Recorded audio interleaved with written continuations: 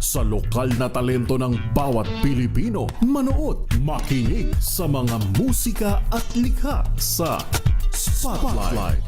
Mga kwento ng pangarap, hirap at tagumpay na masarap pakinggan. Dito lang yan sa Spotlight. Kasama si Sister L, Elaine, Happy Spotlight. Kasama si Sister L.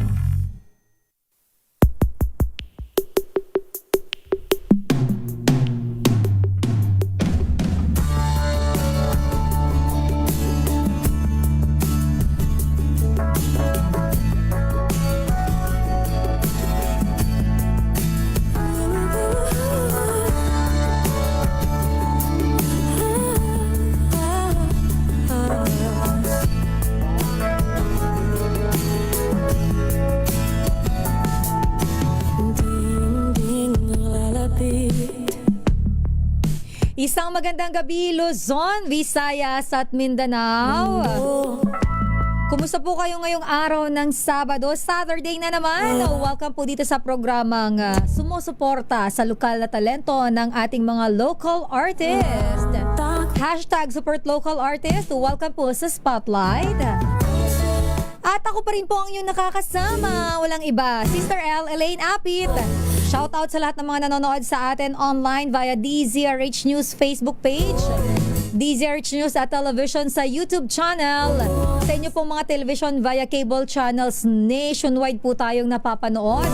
And of course, shout out sa lahat ng mga overseas Filipino workers na nakatutok sa atin. Kung saan man po kayong bansa, anong oras man dyan sa inyo, sana po ay nasa mabuti kayong kalagayan. Samahan niyo po ako sa isang oras na masayang talakayan, kwentuhan, mga inspiring stories ng ating mga artist. At uunahin ko na ang ating guest ngayong gabi. Actually, tatlo po sila. Pero unahin natin, yung dalawa, magpapalutang po kasi sila. Sabi ganun eh. Mamaya abangan nyo sa mga mahilig po dyan sa magic. Ang magic ay may iba-ibang klase ng magic at mamaya itatanong natin yan sa ating mga guest. Pero bago natin sila puntahan, meron din po tayong kasamang singer. At walang iba kundi si Enzo Macaraig mula po sa Liavore Music Records. Enzo, magandang gabi. Good evening po, Miss Elaine. Ayan, good evening. Kumusta ka naman? Parang, saan ka ba nanggaling, Enzo? I'm from Fairview, Quezon City pa po. Farview. Yes. Medyo Farview. Mahaba-haba ang biyahe. Mahaba-habang biyahe. Pero bumati ka naman sa lahat ng mga nanonood at nakikinig sa atin ngayong gabi. Ayan, magandang gabi po sa inyong lahat at lalo na po sa aking mga kapatid sa Liavore Music Records. Salamat po sa mga sumusuporta sa akin ngayon. Ayun. At welcome sa ating programang Spotlight. Thank you for being here, Enzo. At hindi lang po siya nag-iisa. Sinamahan po siya ng mga kuya niya. Mga kuya. Magaling sa akin itong dalawang to. Biglang ako yung minagic, Makakasama natin, hindi niya po first time dito sa ating programa. Nag-guest na natin siya, I think, mga 2 years or 3 years ago. Siya po ay isang, may advocacy din to. May advocacy to, pero siya na yung magkukwento. Ayoko na maging masyadong madaldal. Baka sabihin nyo, di sana ikaw na lang yung nag-guest. Ang ating makakasama, isa pong magician at founder ng Metro Magic, si Mac Florendo. Mac, good evening. Hello, good evening sa mga nakikinig at nanonood, no? Yan, it's nice to be back. Yes, at maiksi na po ang buhok niya ngayon. Maiksi na buhok niya pero nagsama siya ng mahabang buhok. Hair extension ba? Galing sa'yo. Lumipat. Kasama natin, isa rin po sa mga dalawa kayo. Yes. Sila pong dalawa ang founder ng Metro Magic, si Emmanuel Espiritu. Eman, magandang gabi. Hello. Magandang gabi sa lahat ng mga nakikinig. Ayan, dito ka tumingin para makita nila, Eman. First time ni yung Eman. magandahang lalaki mo, Eman. Ayan. Hello. Welcome sa ating programa. Pero dyan lang kayo, chill lang kayo dyan. Puntahan ko muna si Enzo. Enzo, ikaw ay isang singer. Aside from being a singer, ano pa ang ibang ginagawa ni Enzo? And I'm a fur parent po and Dati po akong dancer. Before Dancer? ako maging singer po talaga, talaga. alam mo, nakakaingit yung mga taong marunong kumanta, tas marunong pa rin sumayaw. Kasi 'di ba sabi ni Lord, ay sabi ng iba, hindi daw binibigay lahat ni Lord. Pero bakit maraming mga artist ang kayang kumanta, kayang sumayaw, samantalang kami rito, ganito lang. Hindi, pero Enzo, on a serious note, paano ka nag-start sa pagiging singer mo? Actually, yung most of my friends po talaga ay singers. Mhm. Then, sa mga karaoke nights po, Ayun. doon po ako na influence na maging singer din po. Ano to, growing up, I mean, maliit ka pa lang, talagang you have this kind of talent na, or later on mo lang na-discover na, wait, may boses pala ako. Nung bata po ako, ma-limit po akong pakantahin ng tatay ko kapag Ayun. iinom sila ng mga kumpare niya. Kakandong Ganon. ako ng tatay ko, kakanta niya sa akin yung mga Pinapakita favorite ka. songs niya.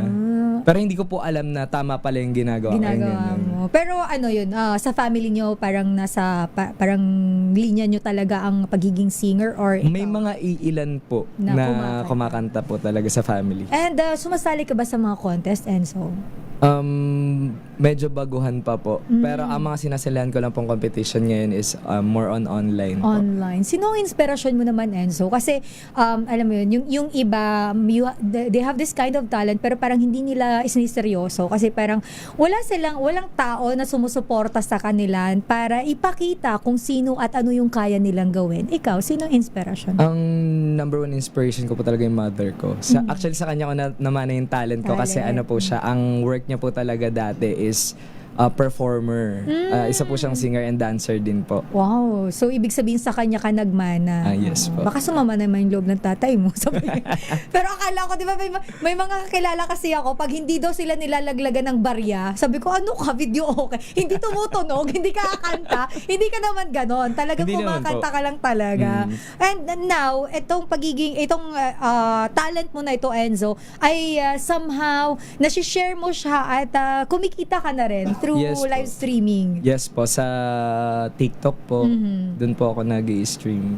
And hindi ko naman po pinapwersa yung mga viewers ko kapag kumakanta ako na mag-gift sila. Nagbibigay. Kusa po talaga silang nagbibigay sa Oo, akin. yung mga ganun, pagka natutuwa sila, ay bigay tayo ng gift, tapos nagre-request pa ng kanta Yes po. yung iba. Pero, alam mo, ang pagiging isang artist, ang pagiging isang singer, dancer, katulad nila, magician, hindi natin maiiwasan na along the way, habang kinukuha natin, parang we're reaching doon sa pangarap, doon sa dreams natin na gusto natin magtagumpay sa field natin, may mga taong hindi sa atin naniniwala.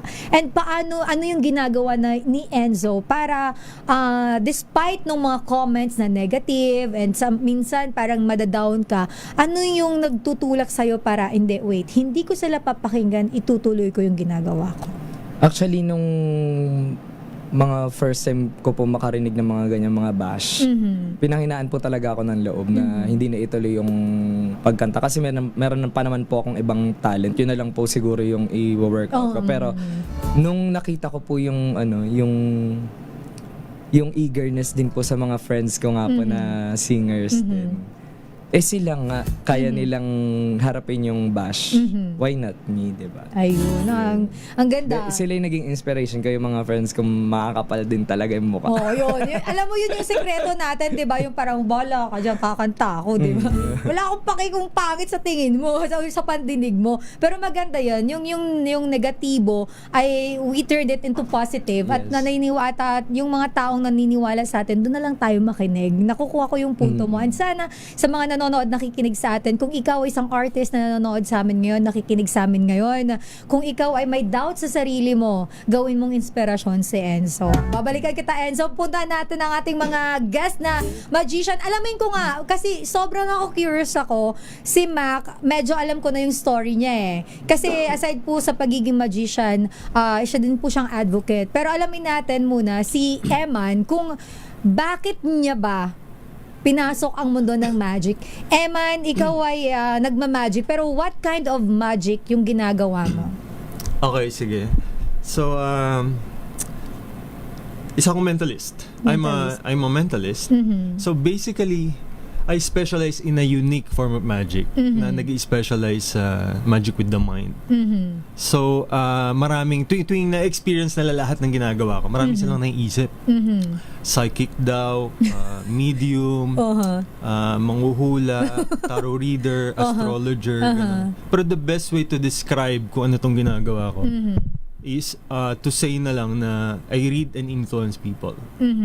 So, basically, maraming pinag-ugatan kung saan nanggaling tong ginagawa ko. Yung ginagawa ko is heavily influenced by my father. Okay. Isa kasi siyang manggagamot. Or siguro sabihin nating psychic healer. Oh. Okay. So, lumaki ako sa mga sa mundo ng spiritual. So, lumaki ako na maraming akong na-witness na iba't ibang klaseng mga panggagamot, tarot reader, ganyan. So, yun. Later on, hindi pa nagme-make sense sa akin kasi nung maliit ako, ang daming mga tinuturo sa akin like meditation, how to enhance your intuition, ganyan.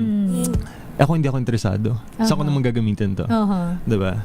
Pero later on, na-enjoy ko siya. Kasi meron akong mga nagagawa na medyo extraordinary. Wow! Yeah. Abangan natin yan sa Yes, mga nakikinig sa atin, nanonood And then, later on, bigla akong naisip na ayoko naman maging isang manghula or psychic healer. Later on, naisip ko na gusto ko tong gawin for entertainment. Entertainment. Yes. So, until I met yung magic.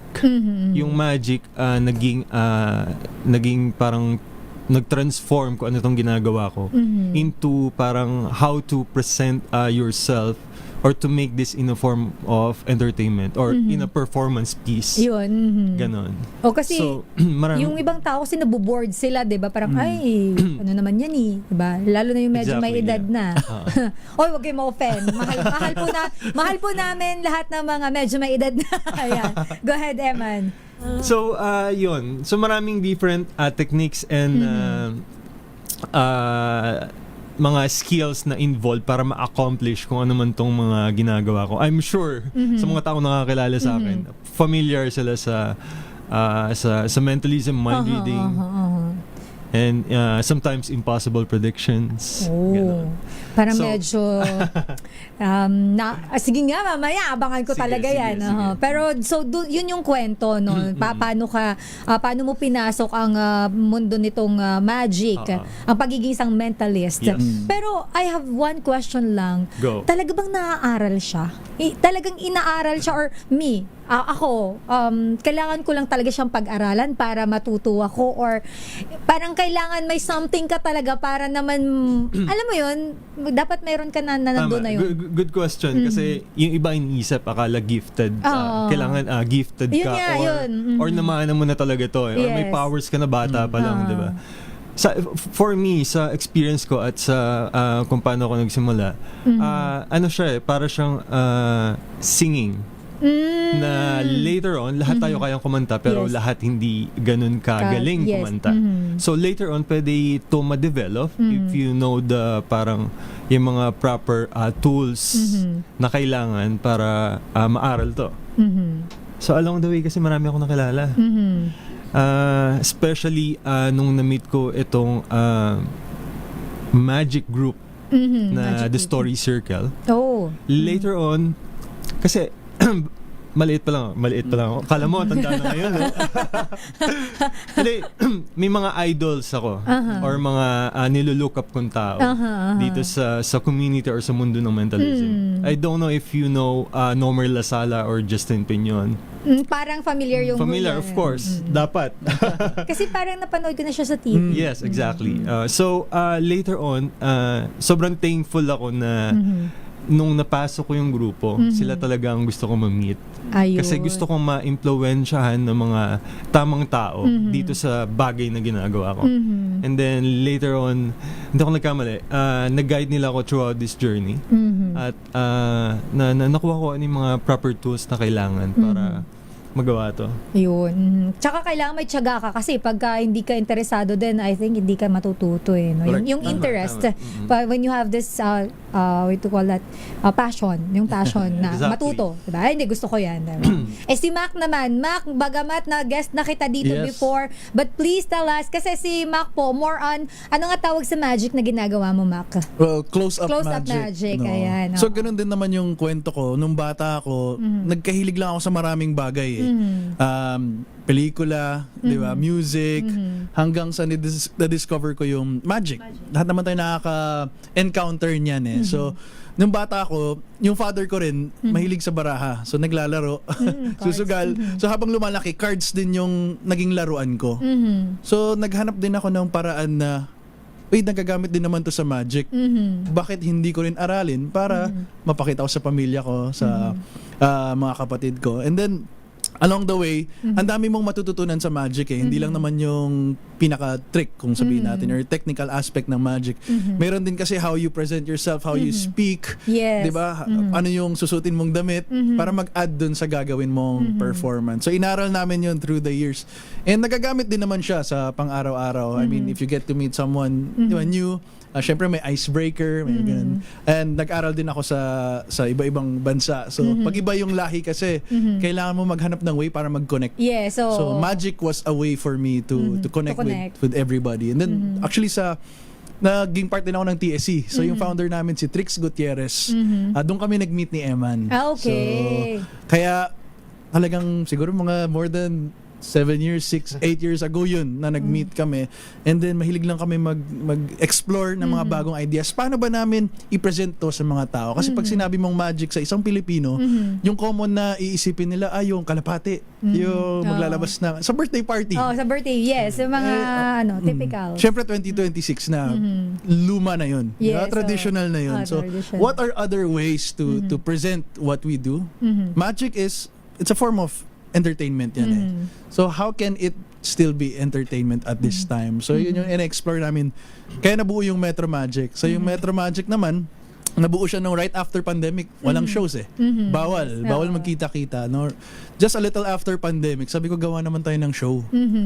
So we also gathered our friends from the TSC, sila Anthony Andres, sila Nomer Lasala, pati mga baguhan. We also want them to be part. So si Ralph T. Marami kami sa Metro Magic, pero kami yung nag-isip talaga kung paano namin gagawin hanggang sa, I think that was 2022. Ngayon, 2026 na. Every year nakakagawa kami ng show. Every year meron kami napapakitang bago sa maraming tao. And recently we just launched yung Metro Magic podcast naman. Oh. So kung merong magic sa streets, merong magic din sa stage, meron ngayon sa screens. Sa kasi screen, yes. Ngayon naman sa sound. Paano kami magmamagic through audio? Yes. So yun yung challenge. Yun ang challenge doon. Kasi paano kung nagmamaneho ka tapos nakikinig ka, ano nagagawin nyo pag magic, diba? Sobrang challenging at nakakatuwa. Malikot kayo mag-isip. Tama yan. Tama yan. Likotan nyo pa. Kasi diba yung pagiging creative, dapat Yes, hindi natin nililimitahan. So, correct. sabi nga nila, think out of the box at napakagaling ng ideya nyo na yan. Pero magbabalik tayo at mamaya may mga inihanda silang magic sa atin. And of course, si Enzo ay kakantahan din po tayo.